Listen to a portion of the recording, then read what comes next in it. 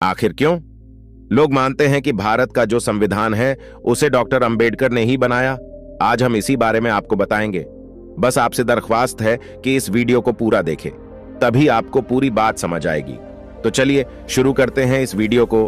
आखिर B.R. अंबेडकर संविधान सभा की प्रारूप समिति के अध्यक्ष भर थे, तो संविधान बनाने का पूरा श्रेय उन्हें ही क्यों दिया जाता है? आखिर जब संविधान सभा में 200 से ज्यादा सदस्य थे, तो अकेले डॉक्टर अंबेडकर को ही इतनी तवज्जो क्यों दी जाती है? आखिर डॉक्टर भीमराव बाबा साहब अंबेडकर को भारतीय संविधान का जनक क्यों कहा जाता है? इन सभी सवालों का जवाब इस वीडियो में मिल जाएगा।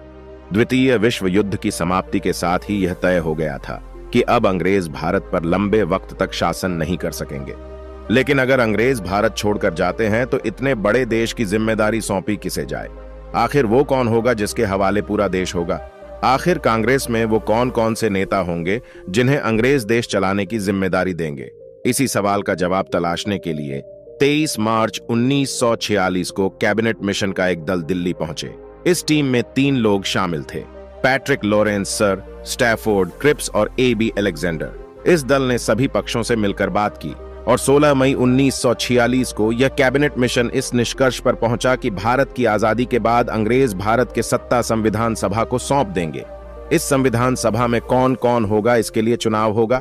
यह भी तय हुआ कि संविधान सभा में कुल 389 सदस्य होंगे, जिनमें 292 सदस्य प्रांतों से और 93 सदस्य प्रिंसली स्टेट से यानी कि रियासतों से होंगे। 25 जून को कैबिनेट मिशन की इस योजना पर आम सहमति बन गई। 29 जून को मिशन वापस लौट गया। इसी कैबिनेट मिशन की सिफारिशों के तहत अंतरिम सरकार का गठन हुआ, जिसमें 2 सितंबर 1946 को भारत की अंतरिम सरकार बनी और जवाहरलाल नेहरू देश के पहले प्रधानमंत्री बने। इससे पहले कैबिनेट मिशन की सिफारिशों पर संविधान सभा के 385 सीटों के लिए जुलाई और अगस्त 1946 में चुनाव हुए। उस चुनाव में बाबा साहब डॉक्टर भीमराव अंबेडकर की एक उम्मीदवार थे, जो बंबई से शेड्यूल कास्ट फेडरेशन के उम्मीदवार थे, लेकिन वो चुनाव हार गए। हालांकि महात्मा गांधी से लेकर कांग्रेस और यहां तक कि मुस्लिम लीग के लोग भी चाहते थे कि अंबेडकर को तो संविधान सभा का सदस्य होना ही चाहिए। तब बंगाल से B.R. अंबेडकर को उम्मीदवार बनाया गया।